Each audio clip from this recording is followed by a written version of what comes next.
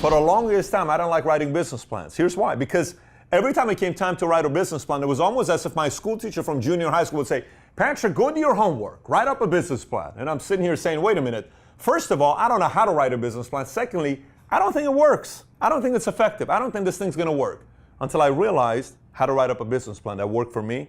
And from there on, I could not wait to write up my business plan for the following year. So today, we're going to talk about two different types of business plans. One, which is dissecting and just spending 6, 7, 8 hours getting every single detail of your business plan in place that you read once a month.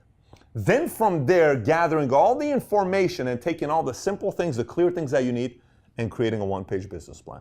And that's the one you look at multiple times per day. So we're going to cover those two things today. Now, prior to writing up a business plan for 2017, let me tell you what's even more important than writing a business plan for 2017. Many times, we will go through a past relationship, and the relationship didn't work. And some of us guys, we can't wait to just say, you know what, it didn't work, and we move on, and we go to a bar and meet a new girl, and we move on. Then that girl doesn't work, and then we next one, then this one doesn't work, and the next one, then this one. 4 years goes by, and we say, wait a minute, how come I don't have a steady relationship? How come none of these things are working out? Well, because every single time one of them didn't work, you didn't ask yourself, what will you have done differently? What could you have done differently?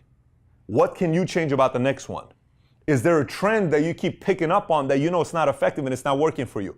We don't do this. The same exact way why most people who write business plans, all they're thinking about is the next year, while the most important year, with the most data for you, is the year that just passed you by. In order to predict the future, you got to study history. This is history, 2016. What happened in 2016 for you? What went right? And if you had a bad 2016, I gauge my year based on what percentage of my goals that I wrote down on a sheet of paper become a reality. If less than 50% of my goals become a reality, it tells me something. Here's what it tells me. It tells me, one, I didn't give the best effort or urgency. And number two, I didn't have the best strategy in place. So it's effort or strategy. And by the way, most of the time, it's number one, effort. Sometimes it's strategy. A lot of times people say, well, you don't understand, the market was bad and it was this. Great. 1% of the time, you're forgiven for that. 99% of the time, I want to know what I can control, and I can control most of it. So we look at the past year. And when I look at my past year, the way I do business plan, a lot of times I used to just look at my business. I'm like, it's only business I'm going to look at because this is the only thing that matters. Yes, that sounds kind of great in a class at Business Wharton School or Harvard, but in life, everything's kind of connected. So, imagine trying to grow your business while you have a relationship that's just day and night you're arguing with your girlfriend. It's tough to drive your business if all you do is argue all day on text. So imagine you're about to get into a sales presentation and your girl and you get into a text fight. Now try to go into and do the presentation for a sale that's going to make you 20 grand properly. So this is what we do. Do you have any problems? They don't want to do business with you because they feel something's wrong with you and it's their relationship. So I started looking at my business with everything that's connected to the business, meaning personal development. This is business. This is personal life. My financial issues makes me have a bad business because I stress out if I don't have my finances in order. My personal family life, kids if you have kids, girlfriend, boyfriend, husband, wife, mom, dad, sibling, that affects business if that's not steady. Health, you gain 40 pounds all of a sudden. Your energy is lower, you get tired earlier. You have certain pain that, throbbing or certain things. That's affecting this, right? You're getting a lot of headaches and you don't really know where the headaches are coming from. Maybe you need glasses. Hello, PBD. I went last week. Doctor says I need glasses and I'm getting glasses. So you're going to start seeing me doing episodes with glasses, which I'm sure the first few episodes are going to be hilarious. Stay tuned. My glasses are officially ready today. I think I'm going to go pick them up sometime later on today. Spiritual. For some of you guys that are very spiritual, is that connected to your business, right?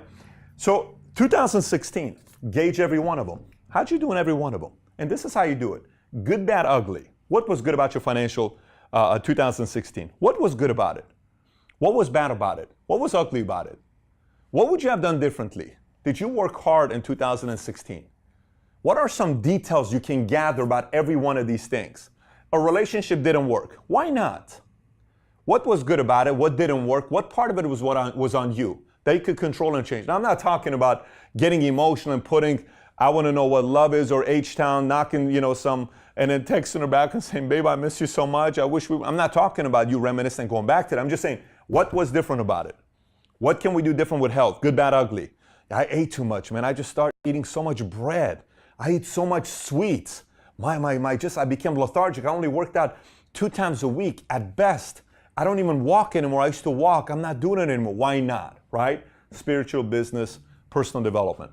So then as you're going into this and you're dissecting everything about your business for that, the following year, now you're looking at 17. Let's just say you found all your mistakes, all the mistakes you made. You said you were going to give up some things and sacrifice. You didn't. You still watch a lot of TV. You said you were going to give up certain things to it. You didn't. You still watch. These are trends. This is what you need. This is all the details you need. This is what's going to help you have a great 17. This is the truth. This stings. This hurts. This sucks. This is not fun. But if you can get through this, man, heaven's around the corner for you in business. If there's a heaven for business, it's around the corner. But you got to go through hell first. I'm telling you right now, you got to go through hell first. So that part's first. Now, let's just say you went through this. Now you want to put a business over here. Great. For each of these categories now for 2017, you got to start writing things down. For instance, financially. In 2017, when it comes down to my finances, I'm going to start saving $3,000 a month. Hypothetically, I'm throwing a number out there. You know, one of my things I want to do in financially in 2017, I want to save $50,000. I want to save $100,000. I want to save $10,000. I want to save $1 million. I want to save $10 million. Whatever the numbers, I want to do that. Great. I want to pick up these habits. Great. When it comes down to my family, I want to look for a girlfriend. I want to find somebody steady. I want to look for a boyfriend. I remember in 06, 07, when I assessed my 2006 and I was going into 7, I had to ask a very weird question for myself. Here's what's the question. Do I even want to get married? I saw a bunch of my friends getting married. They were happy. Some of them were miserable. I saw all these stories about, oh, you don't want to have kids, man. Let me tell you one thing about kids. You're going to stay up. I wish they would have told me, bro. All this stuff about kids are great. People do it because everyone's doing it. And I just studied it. Do I want to have kids? Do I want to have a family? Then I made a decision. I do want to have kids. I do want to have a family. I'm the only Bet David left in our lineage that can continue the family. I do want to have a family. And I do want to continue this. But here's the next part. I have no clue exactly what I'm looking for. So I went and studied. I read a book, 101 Questions to Ask Before You Get Engaged by Norman Wright. And I went through all these 101 questions. I got very clear on what I wanted. I took those books. I was dating 4 girls at the time. I had each of them read the book, came back, 3 off, 1 made sense. Those 3 are happily married, all of them. They're happily married. They all have great marriages. They're all good where they're at, but they just wasn't a fit for each other. And I moved on, and I found my wife, and we're married. We have 3 kids, and we're still happy as of today. Been married for 7.5 years, right? But I had to figure out what I want to do with my family. I can't just say, let's go 17. No, clarity. You want clarity. What do you want? Clarity. What are you looking for, right? So family, health, spiritual, personal depth. What needs to change? Once you figure that part out, like let's just say in business. In business, you may say, what do I need in business? I need better systems. Great. Who do I need? I need 7 great salespeople this year. I need 1 great sales leader, and I need 2 phenomenal assistants, and I need 1 operations person. Great. Write it down. How much do you need this year to expand your business? I need to make around $1 million this year. Okay, great. Write it down. That's what you need to make. Great. Then how are you going to make $1 million? Then you go break that down. Then that's the part when you write the long business plan. So you need to create a mathematical formula. If I do X times Y plus Z, I will make $1 million. So then give yourself a formula to hit that number. That's the long business plan. Long business plan that you write on shows you. So your goals are here. How to get it is in the deep written business plan that you have, right? Once you've done that, once you have done that, and you've written the detailed business plan, then on 1 sheet of paper, you laminate the front. On 1 sheet of paper, you write down 2017. You can put the title whatever you want. The year of ... Give it a title. Every year is a new campaign. What is 2017 known for you? What is your life? 2017, like right here, one of my favorite ones is 2007, the year of recreating myself. The year of recreating myself. I think that's a phenomenal way to start off for anybody. But yours may be the year of explosion, the year of growth, the year of expansion, the year of, whatever it is. You figure out a word. But your year, you need to give it a title. What is 2017 going to represent to you? This gets a lot more fun as you keep continuing and doing it. 2017, the year of ... Great. Then on 1 sheet of paper, all of these 6 brackets that you have, each one of them have 2 things written on them. Obviously, when it's a sheet of paper, it's more room. I'm just writing it on the board here. On one side, it's 3 new habits you want to instill in this part of your life. 3 new habits. For instance, financial. Let me give you an idea. In '02, I created the habit of running my credit score every single month, once a month. I remember even on what day it was. It was the 19th. Every month, I ran my report. That's a new habit. Second, I tracked every single one of my financial accounts on the 19th of every single month. Mutual funds, stocks, investments, bonds, artifacts, whatever I had, every single month was my financial statement. So these are new habits. Then the next one is goals. Habits, goals. Habits, goals. 3. No more than 3. 3 is enough for your brain to remember this. 3 new habits, 3 new goals. Family, 3 new habits. You got kids. Sundays, I'm going to do ... with my kids. Great. You know, you got family. I'm going to visit my parents once a month. They live somewhere else that's 2 hours away. Whatever it is to you. Habits, goals. I want to find a steady boyfriend or a girlfriend. Goals. Not this year, next year we want to have kids. Goals. I want to strengthen my relationship with my father. Whatever. Goals. Goals. Habits, goals. Habits, goals. Same with health. Habits. Work out 3 times a week. Habits. Don't eat bread all year long except for Sundays. No sweets all year long except for Sundays. Look what happened to your business, to your life. Health. So that's habits. Goals. Goals could be 190 pounds, 13% body fat, bench press 300 pounds. Goals. Run a 26-mile marathon. Okay, one of my friends recently, where did he run it? George ran a 26.2-mile marathon. I think he ran it in Bakersfield, right? He said he's going to run it. He ran it. This is a guy I've been mentoring for the last 12 years. So he said, I'm going to run it. He ran it. It's very strong mentally. So he put goals. I'm going to run a marathon. Go run it. I'm going to bench press 2 plates 20 times. Go do it. That's the goal. For each side, personal development, I want to read 2 books a month, 4 books a month. Okay, I want to read 50 books this year. Great, personal development. I want to find a new mentor. That's a goal. That is exactly the life I want to have. I want to find a mentor. You write it. New habits. What is a habit? A habit is, you know, I am associating myself with people that are better than me.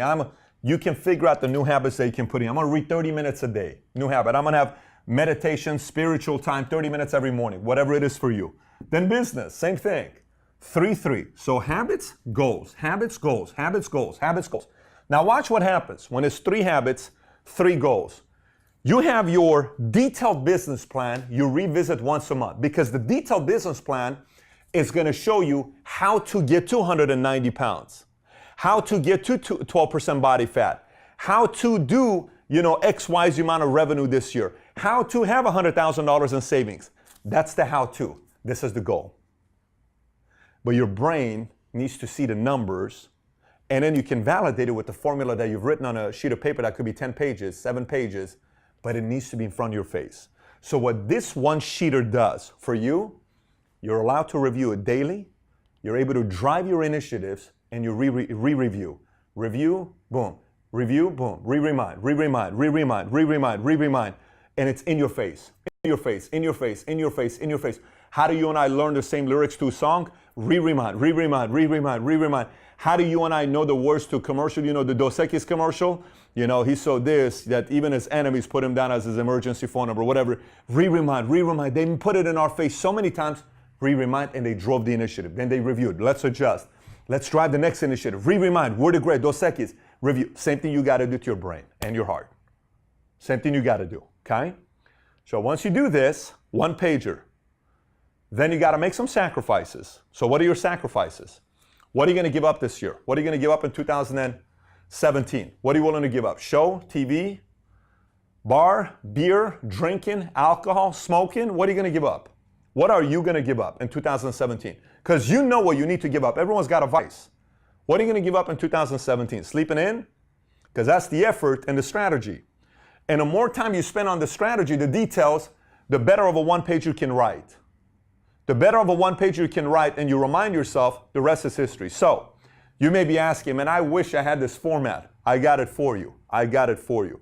Here's what I need you to do. I need you to go to my website, patrickbetdavid.com. If you're watching this video on the website, go to the bottom, We have the one-pager for you, the PDF you can download on exactly how to have your one-page business plan written out on a sheet of paper that you can use yourself, and it'll be formatted. All you got to do is print it out, grab it, laminate it, put it against your shower wall. Every morning you wake up, every night you go to sleep, look at it and read it out loud. Just look at it, look at it, look at it, look at it.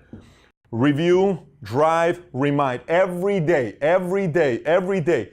You will be amazed within a week, 2 weeks, 3 weeks, how much of this is already internalized in you. You can't help yourself but be thinking about it. And somehow, somewhere you start hitting it. Remember, effort, strategy. We got the strategy. If you put the time, here's a one-pager, then it's reminder, drive, review, and eventually the next year comes back up, 2017, and you're going to look at your, last year, how this year went by. You're going to say, oh my gosh, I hit 80% of my goals.